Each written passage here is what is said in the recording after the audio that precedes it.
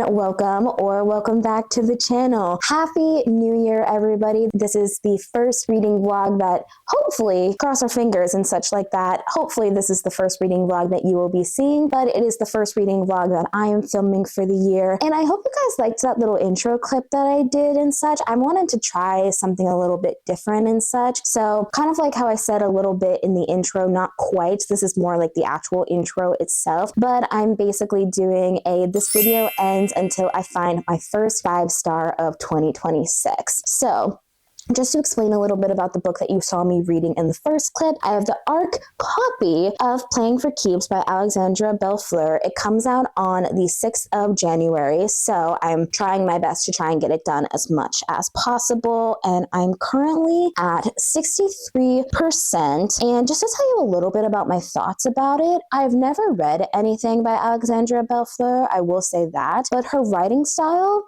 I really kind of like it. I know that she has one book that came out last year, which I think was called The Devil She Knows. It's sapphic. I've heard a lot of good things about that book in particular and such, specifically from a fellow booktuber, Ellen Catherine. She got that as an ARC copy, I think last year, but I can't remember off the top of my head. But I randomly went onto NetGalley one day, saw the premise of this story, and I was like, well, I'll go apply for it, and then I got gifted it. So thank you again for NetGalley. So just a little bit about like what this book is about. It basically follows this publicist, Poppy. She is the publicist for a really, really big football star named Cash, and he kind of takes a public pass at this really, really popular music artist named Lyric. That's her actual name. Then Lyric's publicist, Rosalind, basically goes and emails Poppy about being like, hey, Lyric's equally interested in this. So Cash and Lyric kind of start dating, and they're kind of like doing their PR stuff to make sure that not that everything looks good for the camera, but just because there's a lot of stakes involved, specifically with like NDAs. Lyric's almost kind of like the equivalent of what I would say is maybe like Taylor Swift, and then Cash is the equivalent of Travis Kelce nowadays, you know? But it's not following their story, it's actually following their publicist, which is Poppy and Rosalind, and they kind of strike up this little thing of like I wouldn't say maybe like a relationship and such, but just something changes where they like start like doing activities together, if you can guess what I'm putting down there. And then it just kind of goes from there. And I've gotten to a part in the story where the relationship kind of changes. And I like the way that the change came about. And something that I also have to like remember with these arcs and such, it's basically the uncorrected e-proof and such, which is, like I said, it's very uncorrected. There's maybe some grammar mistakes before the actual book gets published itself. I have it on my pre-order list as well, so that should be coming either on the 6th or maybe a day afterwards or so. But so far, I'm really liking this. I haven't read a romance book in a hot minute because for some reason, I was not in a romance mood for the past like 3 months, like near the end of like 2025, I just did not want to read many romances, and anytime I tried to pick up a romance, I just ended up DNFing it. Like one book I tried to read last year around that time was Holiday Ever After by Hannah Grace. I ended up soft DNFing that one for now. Hopefully we will try and get to that next one. But yeah, so far I'm really liking Playing for Keeps. It's a really fun kind of storyline and such. It's sapphic, obviously, and I will say it is extremely spicy, so just be aware of that. Like, it is very explicit, and I'm not one to shy away from spice, but I know that some people don't really like spice that much, so just, if you plan on going into this book, just beware that that's what you're going to be getting into, and that's what you're going to be getting, essentially, so just know that, like, when you're reading that. And so far, I'm going to continue on with this, but I think my rating's a little bit like all over the place because I'm not gonna lie, I haven't been really much in like a reading slump, kind of, but not really, you know, like it's obviously New Year's Day, and I'm a big Stranger Things fan and such, so I feel like I need to not really do a disconnect from that, but I've been basically putting all of my time and effort into that I haven't really looked at the written story in a long time, so that's something that I really, really want to do. And with this one, it was kind of a nice little thing getting back into the like contemporary romance genre, you know. I plan on getting this book when it publishes, I think I said that, but this one one, it is not too bad. I will say there's a little bit of something that's a little bit kind of off to me personally, and a little bit of like a overall, it's not really a trigger, but just like talking about like sex and such. So just know that going into it. But like something about me is whenever I'm reading like sex scenes, I don't mind if someone likes to be the more dominant personality, but as long as like that other person is okay and you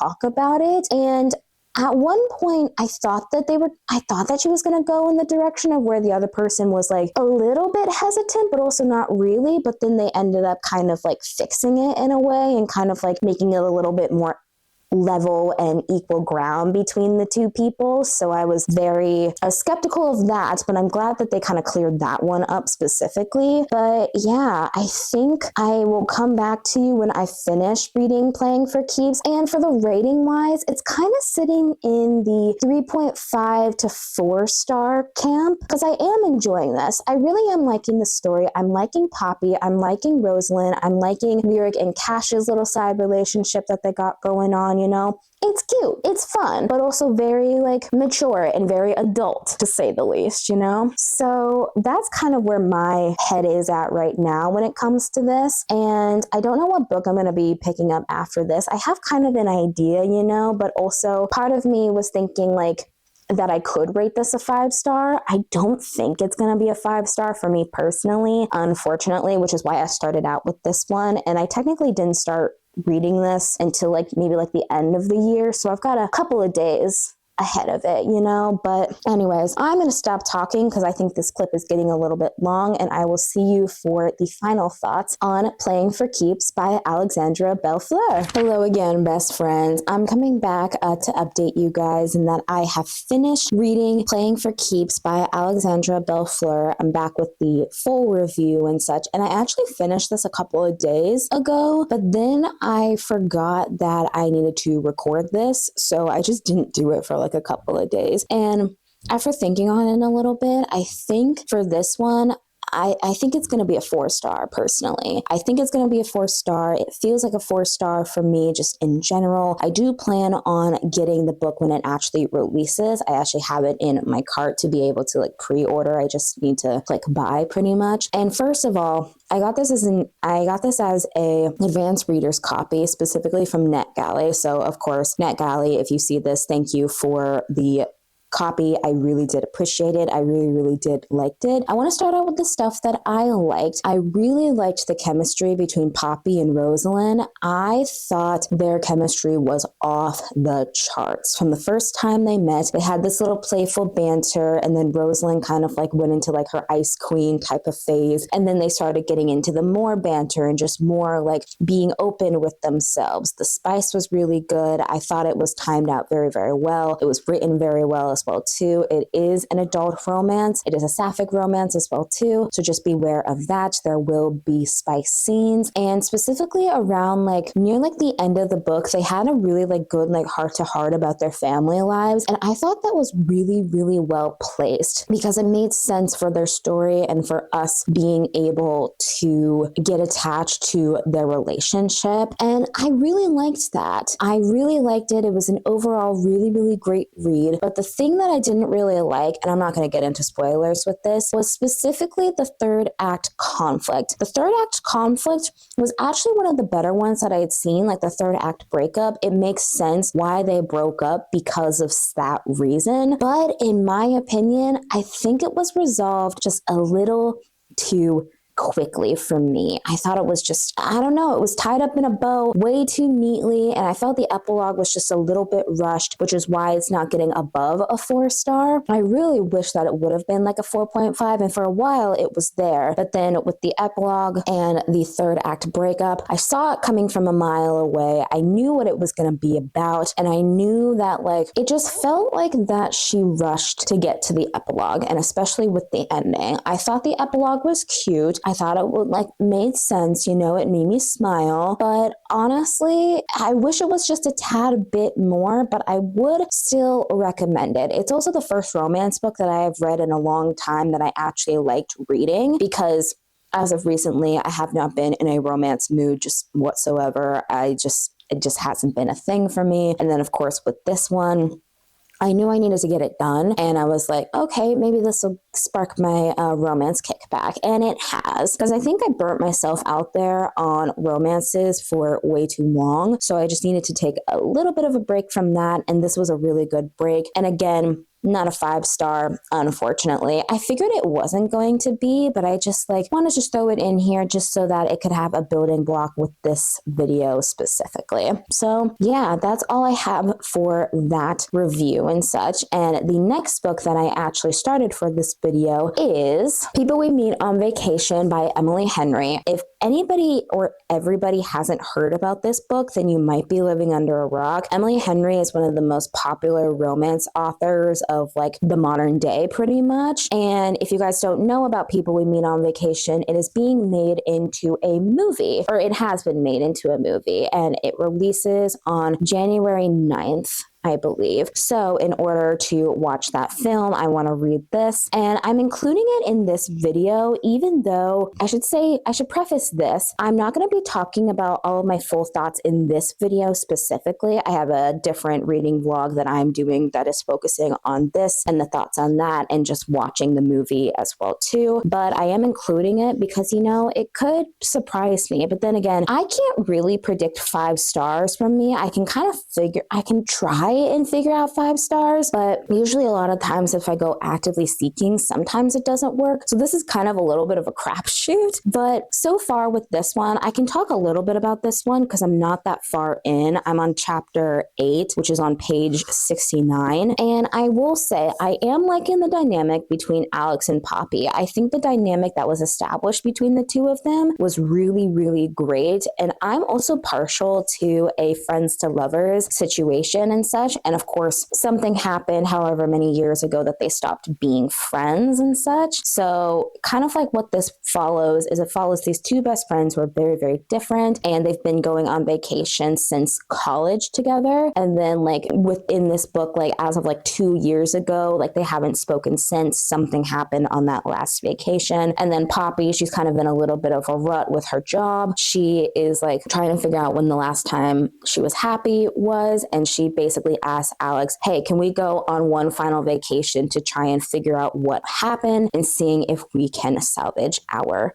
friendship, pretty much. So we're following that. And the way that it's told in present and past timelines, which honestly, for a friends to lovers situation, it works really, really well. I have to give my hats off to that specifically, because whenever I am getting into friends to lovers books, pretty much, I always expect to at least see a little bit of their history. If I can see their history, see why their banter works so well when they were friends, then I can root for them a little bit more to become a couple. And so far with this one, I am rooting for them to get together. I'm very curious as to how this book is going to end. I've heard that this is not the favorite of Emily Henry's books. I've heard Happy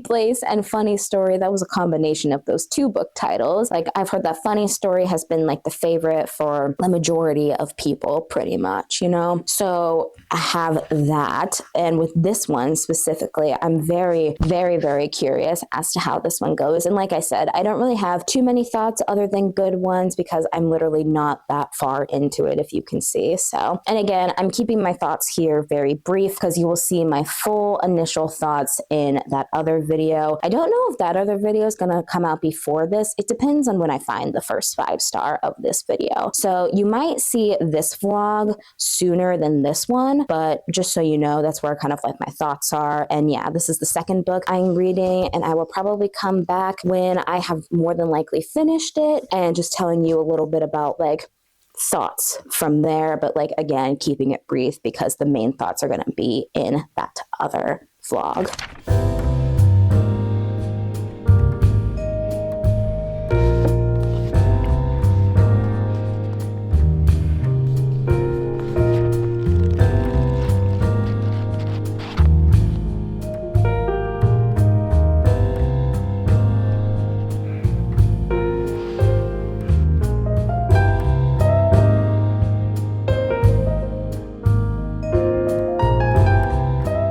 Hey guys, guys, so I'm back. I'm coming back to basically tell you guys that I have finished reading People We Meet on Vacation by Emily Henry. And for this one, I'm not really going to talk about too much of my thoughts and feelings because my thoughts and feelings are obviously in my reading and watching People We Meet on Vacation video, which is going up well before this video ever goes up and such. And solid 3.5 stars. If you want to know a little bit more exactly as to why and how I decided to rate it, you can look at that video. But just to give a little brief rundown, I really liked the chemistry. I really thought that Poppy and Alex were basically opposites attract. And I like the opposites attract trope, but it just needs to be done in the proper way. And specifically a 3.5 for me, it's a good rating. It's just something that I don't think is that memorable. Compared to her other romances, this one is not my favorite, but my favorite of the male main characters is Alex Nelson. I really, really like him.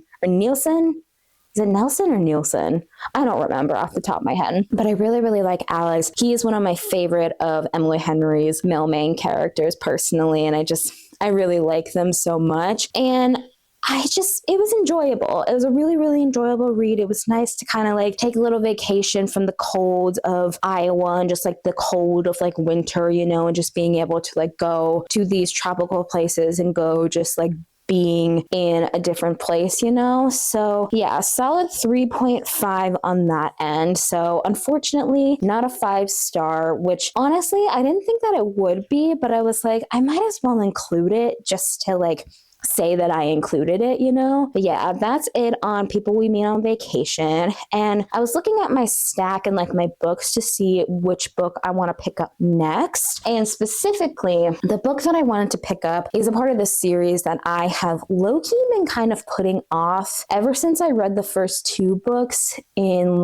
November of 2024, I think it was. I can't remember exactly when I read those first 2 books, but it is The Final Gambit by Jennifer Lynn Barnes. I haven't started it quite yet, but this is the 3rd book in the original trilogy of the Inheritance games. And a little bit of a thing, just so you guys know, because I started reading this series before I started this channel specifically. And with the Inheritance games are technically not my first introduction into Jennifer Lynn Barnes's writing. My first interaction with her was reading The Naturals by her, and I really, really liked those books. Those are all 6 stars except for the novella. The novella is a 4, but it's a series that lives in my head rent free. And specifically with this one for the Inheritance games, the first one, I really liked that one. I gave it a 4-star. I thought it was very twisty, very lovely or whatever. And then I read the second book. The second book was good, and then it kind of fizzled out near the middle to the end, and I kind of felt it had second book syndrome, if any of you guys have heard of that. So I've been kind of putting off The Final Gambit for a hot minute now, but I really kind of want to read this and see exactly how this story is going to end, because the way that it ended off in the last book, I can't even remember exactly how it ended off in the Hawthorne Legacy. I think that's what that one's called. Yeah, it's called the Hawthorne Legacy. I had to look just to see. But this one, it follows after the events, obviously, of the Hawthorne Legacy. And obviously, I'm not going to talk about it too much because that would spoil a lot of things for the book, and I don't want to do that to you guys. So, but again, it still follows Avery. She still has the stuff that she needs to deal with from the first book and the second book, and of course things like that. And I'm pretty sure this is just one final clue, pretty much. I'm excited, but I've also heard that not a lot of people also like this one, so I'm trying to keep my head completely open when it comes to doing this specifically. So I think I'm 100% going to start this. I think I might just try and just read it just like itself, you know? It's been a while since I've like done one where I haven't just like listened to it, or like I just haven't just like read it by itself, because that's when I first started out this series. So I kind of want to keep the modes going at the same time. And honestly, since this is young adult and it's a thriller, it'll be really, really quick, really, really simple, really easy. So theoretically, I could get this done like fairly soon so I can move on to the next book, which I still don't know which one I'm going to do after this, but it's a-okay. I am going to start reading The Final Gambit. Hey guys, I'm coming back to give you guys an update. This was supposed to be a halfway check-in of The Final Gambit by Jennifer Lynn Barnes and me reading that, but it has turned into a 70% check-in. So like I said, I'm currently 70% of the way through. I'm on chapter 64, page 259. And I think I said this in the beginning, but I can't remember off the top of my head. But in the beginning, when I was first listening to this, I've been mostly listening to this while I've been at work, doing other things like that. And I really wasn't really much in the mood. I was just like, okay, why are we here? I guess, you know? So, and then after I got like 50% into it a little bit more and just started keep going and going, and specifically recently around the 60-70% mark is when it really started being like, oh wow, I'm actually enjoying this plot. And I can't really talk about it too much without spoiling the rest of the series, so I'm going to try and keep it as vague as possible. But basically what this follows, and I feel like a lot of people know what this book series is about, but I'm just going to do a rapid fire succession, specifically with Avery Graham. She was basically a broke high school student living out of her car and being like, I just want to get in, get out, and just kind of like try and make a life for myself. And then she finds out that this random billionaire named Tobias Hawthorne basically left her every single bit of his fortune, basically disinheriting his family. And one of the catches is she has to go down to Texas, live in the house, do things like that. And then not everything is as it seems, pretty much. And there's like puzzles and things like that Avery has to basically sort out. Basically, you're just following from there. You have the inheritance games, the Hawthorne legacy, and then this final one in the trilogy, which is The Final Gambit by Jennifer Lynn Barnes. And like I said, I am liking it. I will say right now, it's not going to be a 5-star, which is very unfortunate. And honestly, when I was looking at this book, I was wondering if I was going to continue on with the rest of the series. And I think I will. I think I will continue on. I'm just not too sure like if I will like the spin-off series or I'll like the other series, because with the main trilogy, after I'm done reading this book, which is the end of the main trilogy, then I'll be done with the main trilogy. And then you've got like the standalones, the prequel novels, and the prequel novel and things like that specifically, you know. And I mean, I am enjoying these, but I'm not gonna lie, I'm not as attached to these characters as I am with the Naturals, which is very unfair to compare her different series. But like I said, this is like a Knives Out type of situation. It's got riddles, it's got puzzle solving. It's really, really interesting to see the type of puzzles and how people can think of these puzzles, because you have to be really, really smart in order to do some of these puzzles. And not gonna lie, I can be smart, but a lot of the times when it comes to the puzzles, I'm like, yeah, no, I don't think I ever could have figured that out, to be honest with you. Yeah, with that, I'm gonna continue on reading. I could probably get this done today. It's like 2:00 in the afternoon as I'm recording this little check-in, and I might take you guys along with me as I'm finishing up reading / listening to the end of this. I don't have that much left. Like I said, I have about this much of the book left. It's not that long, and thankfully the chapters are extremely short, which is nice because, you know, it's a young adult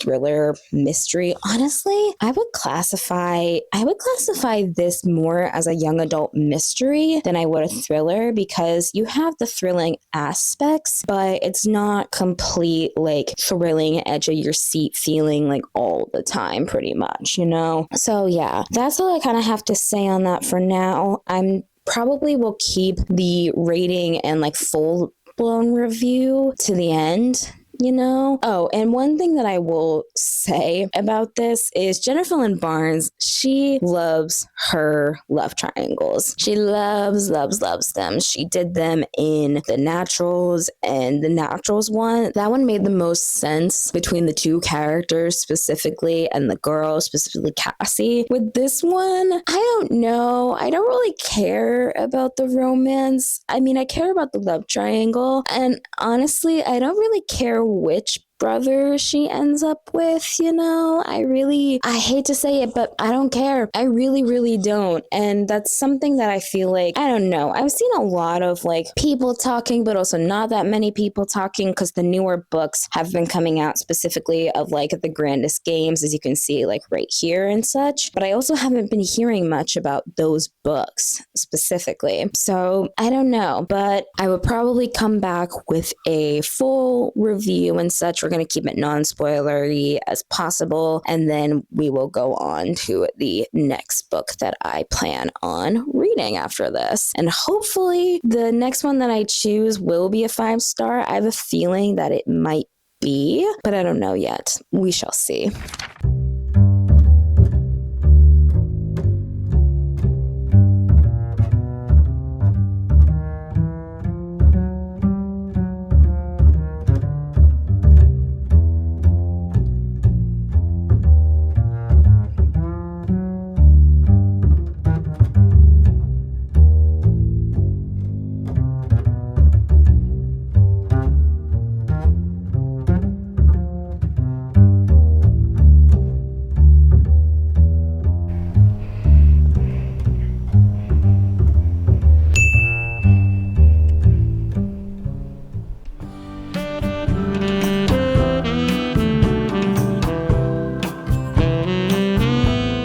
Next book we are picking up for the vlog.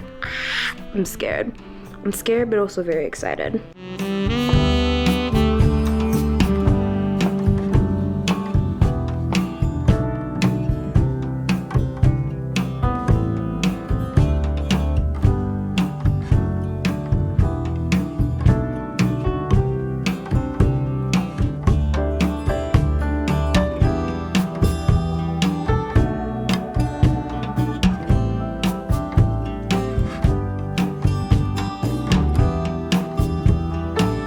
Good morning, besties. Or no, what time is it? It's actually good afternoon. At the time that I'm recording this, it's like 1 o'clock. And as I was going to edit this video, I realized that I never told you guys my final thoughts on The Final Gambit by Jennifer Lynn Barnes. So I'm going to do that right now. So I think what I said for my rating is a 4-star. And it's been a couple of days since I did that initial review pretty much, and I still think it's gonna be a 4-star. Hold on, I'm gonna fix the camera real fast. I'm in my reading chair that my mom got me. I don't remember when she got me this one, but you guys haven't seen this yet because I haven't recorded in this angle yet because there's still a couple of things that need to be fixed down here. But back to The Final Gambit, my final rating for that is a 4-star. And I will say, I think I am gonna continue on with the Inheritance games, but it's not gonna be one of those series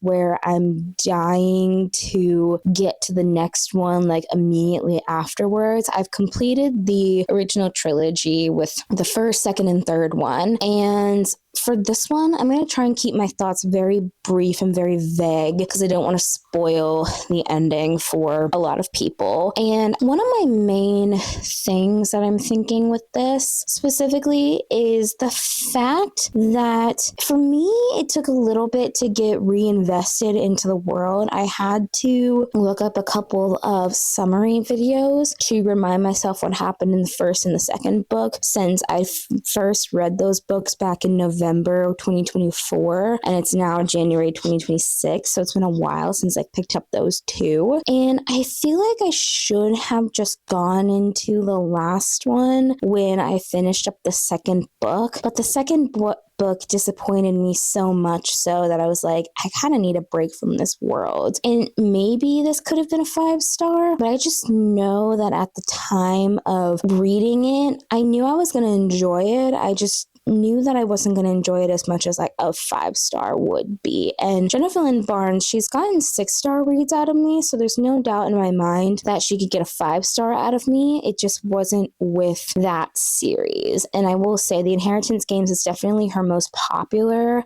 books that she has written. I know it's getting adapted into a TV show, I think. I can't remember off the top of my head. But overall, with The Final Gambit, the execution was fine. I kind of started getting more invested when we got to the 50% mark, and then after that I could not put the book down. But the first half I really struggled to get into it. That's why I really kind of audiobooked it a lot of the time rather than just like actually like reading it, because I just didn't know if I was going to be hooked if I just didn't just like speed through the beginning. And for where it's taken after the third book, which is The Hawthorne Legacy, it makes sense as to why it happened, because you need a lot of things cleared up, specifically from a lot of the questions we had in the first and the second book as well. And do I think that they tied it into a good knot? Kind of.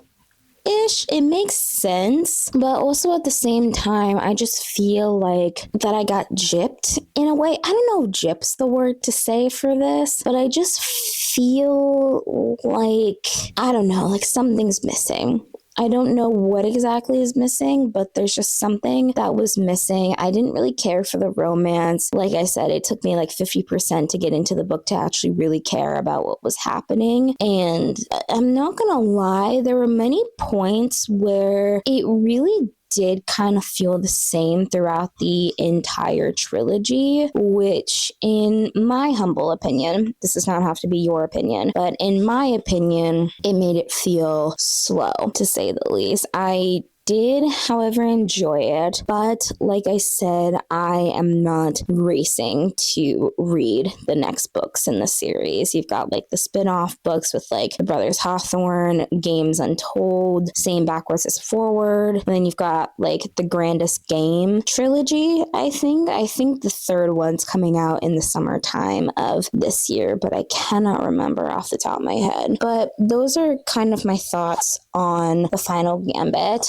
So that one's done, 4 stars. And while I have you here, I might as well tell you a little bit about Us Against You by Frederick Bachman. I finally started that book. I've low-key kind of been procrastinating to read that book because I know that it's going to break me, but I also know that it's going to give me 5-star feelings. So I'm currently about to start chapter 9 of the book, which I'm only 14% in. I've listened to 2 hours of it so far, so I'm not that far into it, but there's so many quotes that I really want to highlight and underline. And you guys know that when I read books, even if I know that they're going to be 5 stars the first time reading through, I never underline the books because I just know that if I don't end up liking it and I've tampered with the book, then I can't get rid of it for future people who want to read said book. So with this one, I really am enjoying it, but it's also kind of breaking my heart because certain characters that got affected by the event in the first book are struggling, and specifically one of the characters that was kind of closely related to the guy who did the bad thing in the first book, they are now separated, but the nice guy and such offered something to the 2 girls that were affected by this thing the most, and it almost made me tear up because of how much I love Benji. I don't know how to describe his character because he's so complex for being like a 16-17-year-old dude, and I feel so bad for him, but I also can like understand him so much. Same with some of the other characters like Maya and Anna and Maya's parents and such. And it's just one of those things where even though this book is mostly talking about ice hockey, it's an ice hockey like town and such where like it is ingrained into their being that this was going to happen, you know? And it's something about how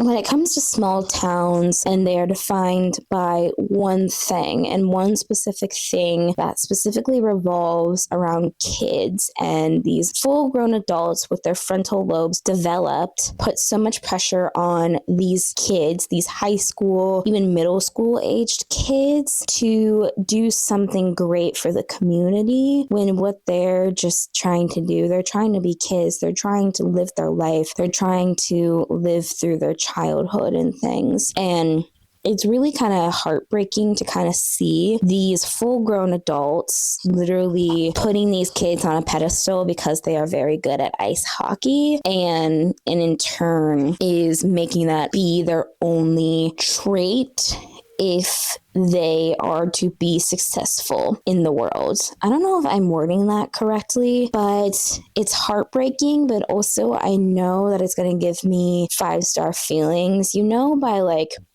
for me, when it comes to 5-star feelings, I usually know by either like chapter 5, maybe chapter 10, even if it's going to be a 5-star. With Us Against You, I knew it was going to be a 5-star from the first sentence in chapter 1. I knew it was going to be absolutely perfect by then. And that's pretty much all I have to say. You guys saw me read a little bit of Us Against You as well too. So yeah, I will probably come back to you guys when I have like a little bit more into the book, and then probably we will read and finish the book together, because I know by the end of it I'm going to be sobbing, to say the least. I know I will be sobbing by the end of this. Hi again, friends. I'm coming in with my halfway check-in of Us Against You by Frederick Bachman, and I have a feeling that this book is going to break me. I think I said it in my last check-in. I can't remember off the top of my head, but this is 100% getting a 5-star. I know it even before even finishing the book. The first book was so groundbreaking and just so beautifully written, even though it was talking about something horrible happening. It was just so beautiful. It's a weird way to say it, but I'm feeling kind of the exact same way with this guy. A little bit halfway through, we have some reveals, we have some new characters that are like coming about. We see some development, and we see a little bit of like the aftermath of what happened in the first book, seeing how it's affecting everybody in the second book. And it is just overall one of those things where it hurts, but also at the same time, it's a good kind of hurt. Like sometimes, this is going to sound really weird saying it, but like sometimes if I need to cry, I will purposely look up sad videos to just make me feel emotion because, I need to cry. But also at the same time, you feel kind of happy that you're able to cry because you're able to get these emotions out. That's kind of how I'm feeling. I'm not at the point of crying yet, but I feel like that I have been stabbed in the heart multiple times just from so many of these beautiful quotes, and some of them would be a little bit spoilery-y, so maybe at the end I will find ones that kind of give a little bit of context but not much, to say the least, because I knew Frederick Bachman was very loved by the community, and I figured I was going to like his stuff, but I guess I didn't realize how much I was going to be impacted by his stuff, because for me, when I read books a lot of the time, it is mostly because I want to feel things. Granted, it's nice to get away from the stuff of reality, but what's happened in these books and what can happen in these books are things that have happened pretty sure in real life. He might have taken inspiration from some people, to say the least, but like the way he's able to capture teenagers' feelings, young adults' feelings, older adults' feelings, like children, like the way that he's able to capture what it is to be a parent, to be a child, to be like somebody within this small town of Beartown, especially what after the stuff that's happened. It honestly takes a genius to be able to write the way that he's able to write. I really don't have anything else to say other than the fact that I am weirdly loving this story because it's a really emotional one. And I will say, I think these are the books that I'm kind of leaning towards more as I get a little bit older. Like, don't get me wrong, I do like a nice little like cute, fluffy romance every once in a while. But in my opinion, these books are going to hit the hardest for me personally, just because of the realness they have to it. And I know fiction is supposed to like take you out of the real world for a second, but with these ones, I mean, it is a fictionalized town, but honestly, I can imagine every single person in this. Like, I've met people who are like this in this book, not as severe as some of them, but I know people who are like some of these characters in this book. Like, I know a Maya, I know a Benji, I know a Kira, I know a Peter,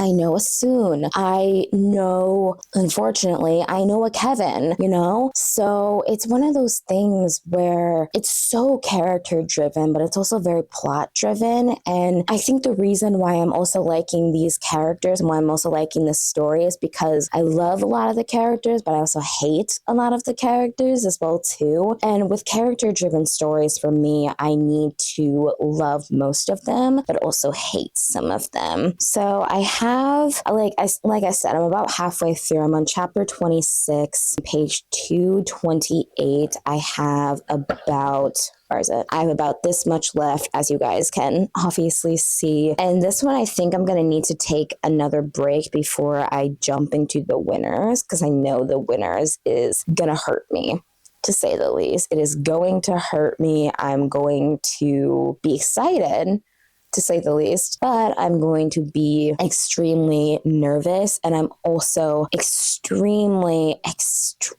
nervous to see how this is going to end, because we got a couple of reveals and such, because the last book kind of left us on a cliffhanger of like stuff happening within Beartown that couldn't be good, but also might need to be happening at the same time, or might need to happen. So yeah, for the rest of the day, well, after I'm done recording this, I'm going to edit my YouTube video that was supposed to go up today. It's Sunday as I'm currently recording this, but I'm going to try and get it up by Monday. And then for the rest of the afternoon into probably the early evening, I will finish up listening to this book. I'll take you guys along with me, and then you guys can have my final thoughts. And even though I'm not done with it, I know that this is going to be a 5-star. It's going to break me, but I know 100% in my heart that I have found my first 5-star of 2026. I have about 12% left of Us Against You, so let's finish it up together.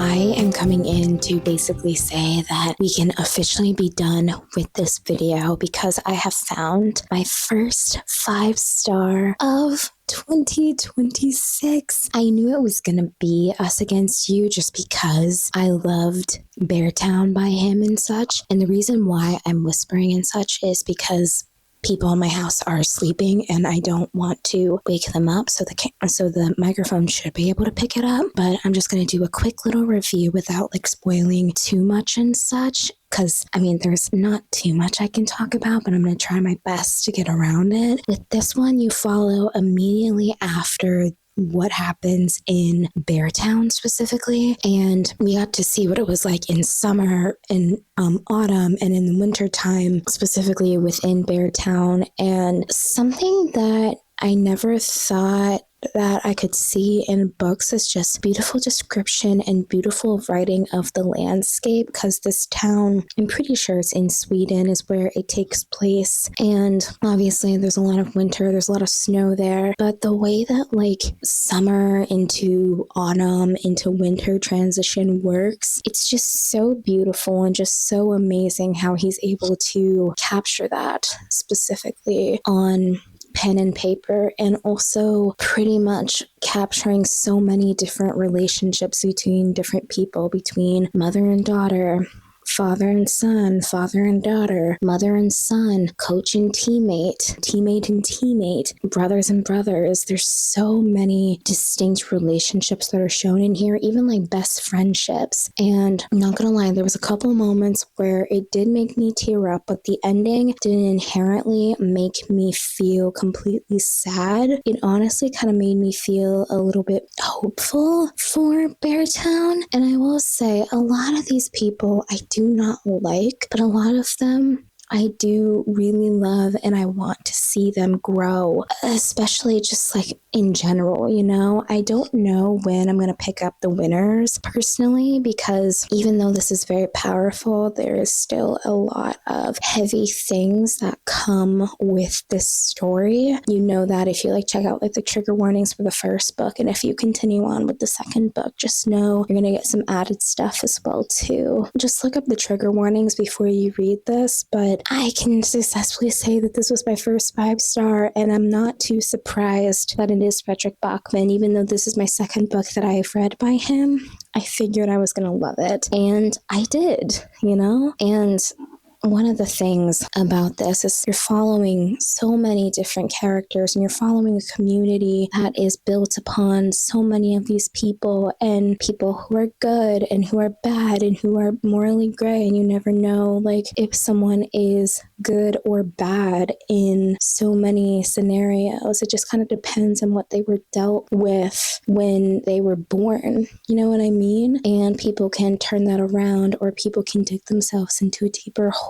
And it's just one of those things where it's so beautiful to just see in general. And I loved it personally. I really, really, really, really loved it. So yeah, my first 5-star of 2026. And just to do a little recap of the books that I had in this video, we first started off with Playing for Keeps by Alexandra Bellefleur. That one was a 4-star. And then we did People We Meet on Vacation, which was a 3.5. That one hasn't changed that much. It's still not my favorite of Emily's, but you know, it works honestly. And the movie was not too bad either. And then for the third one, we had The Final Gambit by Jennifer Lynn Barnes, which was a 4-star. And then, of course, ending off with Us Against You with a 5-star. So now that is officially the end of the video. So thank you guys again for watching. I really hope you guys liked it. Make sure to like and comment down below. If you don't know what to comment, let me know what your first star of 2026 is, or if you're still looking for that 5-star, just let me know. Make sure to just subscribe, turn on post notifications as well, so you can get my videos every Sunday, and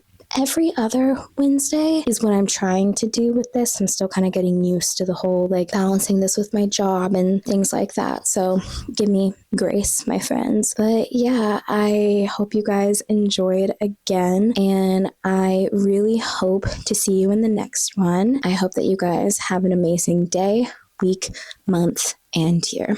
See you later, friends.